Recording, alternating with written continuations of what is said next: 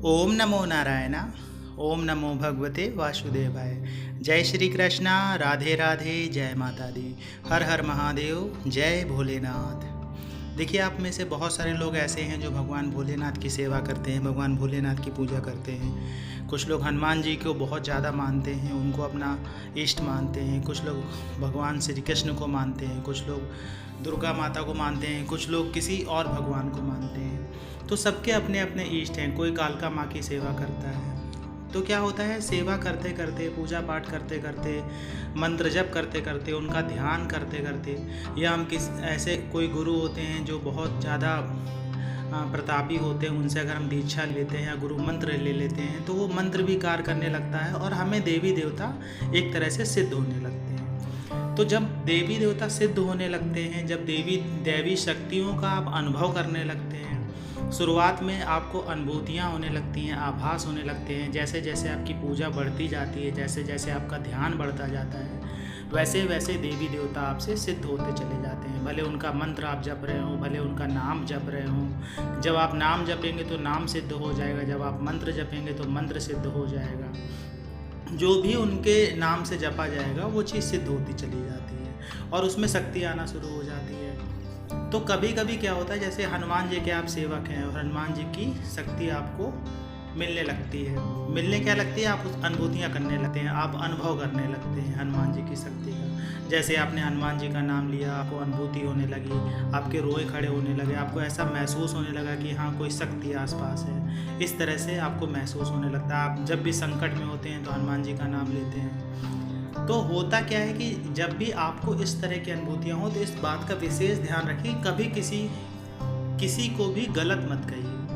कभी किसी के बारे में गुस्से में कुछ भी गलत मत बोलिए, क्योंकि क्या होता है कि जब कोई सिद्धियाँ मिलने लगती हैं तो एक तरह से हमारी वाक सिद्धि हो जाती है। वाक सिद्धि का अर्थ होता है कि जो आप बोलेंगे वो ज़्यादातर सही होने लगता है। क्योंकि क्या होता है कि जब आपकी सिद्धि हो जाती है किसी भी देवी देवता की, तो जो देवी देवता होती है उनकी शक्ति आप में समाहित हो जाती है, आपके जीवात्मा में समाहित हो जाती है। और ऐसे में जब अगर आप कुछ भी बोलते हैं, जैसे किसी के प्रति गुस्से में अगर आपने कुछ बोल दिया या किसी के प्रति आपने गलत बोल दिया कि जा तेरा ऐसा हो जाएगा वैसा हो जाएगा, तो ये होने के बहुत ज़्यादा चांस होते हैं कि उसका बुरा होने लगता है, उसका गलत होने लगता है। तो इस बात का विशेष ध्यान रखिए कि कभी भी अगर आपको इस तरह से अनुभूतियाँ होती हैं तो कभी भी किसी के लिए गलत मत सोचिए। कोई गलत कर रहा है, उसको उसके कर्म का फल अवश्य मिलेगा। जिसने जैसे कर्म किए हैं उसको वैसा वैसा फल ज़रूर मिलेगा।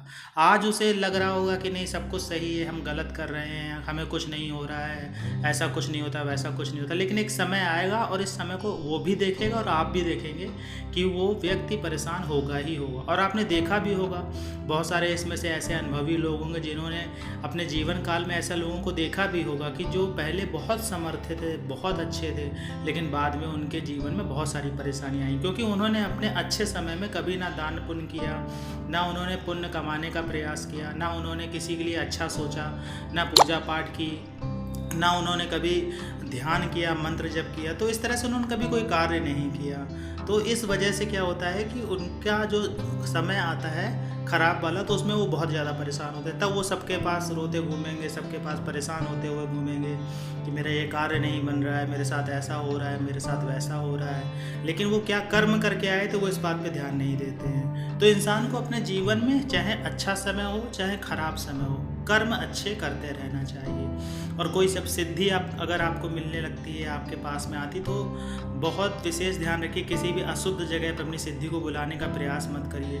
अपनी सिद्धि के बारे में किसी को बताने का प्रयास मत करिए, सिवाय अपने गुरु के या मार्गदर्शक के, जो आपका मार्गदर्शन करते हैं उनसे आप बता सकते हैं, जिन्होंने आपको बताया हो कि ऐसे जब करना है, ऐसे आप पूजा करना है, ऐसे ये करना है, वैसे करना, तो उन्हें आप अपने अनुभव बता सकते हैं, सिद्धि के बारे में बता सकते हैं। लेकिन और किसी से सिद्धि के बारे में चर्चा मत करिए। ऐसा मत बोलिए किसी को कि अब तो मैं ये मंत्र जपना शुरू कर दिया, अब तो मैं ये कर लूँगा, अब तो मैं वो कर लूँगा। मतलब अपना कोई वाह वाह नहीं करवाना है आपको। ये शक्तियाँ जो होती हैं ये गुप्त रूप से कार्य करती हैं और इन्हें बिल्कुल भी पसंद नहीं होता है कि इनके बारे में आप किसी से कहें, क्योंकि ये आपकी तपस्या और आपके तपोबल से सिद्ध हुई है। तो और ऐसे व्यक्ति के लिए कार्य नहीं करती हैं जिनके पास में कोई तपोबल नहीं होता है, जिनके पास में कोई तपस्या नहीं की होती, उन्होंने मंत्र जप नहीं किया होता है। तो ऐसे लोगों को आप अनुभव करा भी नहीं सकते हैं, क्योंकि जो अनुभव आप कर सकते हैं वो आप भी जानते हैं कि आपने कितनी तपस्या की, कितना ध्यान किया है भगवान का, कितना समय दिया उनको, तब जाके आपको ये अनुभव होना शुरू हुए हैं।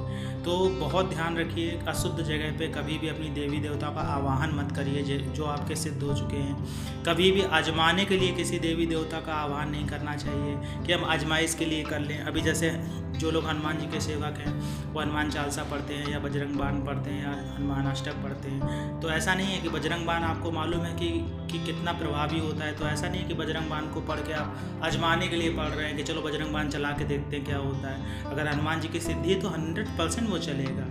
आप भी जानते हैं कि बजरंग बाण में कितने बार राम की दुहाई दी जाती है, तो जहाँ पे राम की दुहाई मिल जाती है वहाँ हनुमान जी कार्य करते ही करते हैं, भले चाहे वो उनका मन हो चाहे ना हो, लेकिन अगर राम की दुहाई मिल जाती है तो कार्य करते ही करते। तो आजमाने की ज़रूरत नहीं है। अगर आपको सिद्धियाँ प्राप्त हैं, अगर आपको दैवी शक्तियों की कृपा प्राप्त है तो वो कार्य भी करती हैं। अब ये भले हो सकता है कि आपका तपोबल इतना नहीं है कि आप उन शक्तियों को देख पाएँ, लेकिन आभास जरूर कर सकते हैं, अनुभूति जरूर कर सकते हैं। तो आभास और अनुभूतियाँ आपको होती रहेंगी और ये सब बातों का भी ध्यान रखते चलिए, क्योंकि कोई भी सिद्धि, कोई भी शक्ति आप भी जानते हैं कितने तपस्या के बाद मिलती है और उसे खोना अच्छा भी नहीं होता है। और अनुभूतियाँ होना बंद हो जाएं या आभास होना बंद हो जाए तो भी हमें अच्छा नहीं लगता है, क्योंकि हमें लगने लगता है कि कोई ना कोई जब शक्ति हमारे साथ होती है तो हमारा मनोबल बढ़ता है, हमारा उत्साह बढ़ता है और हमारे अंदर एक चेतना पैदा होती है कि नहीं, मैं अकेला नहीं हूँ, कोई ना कोई शक्ति का आशीर्वाद मेरे साथ में है।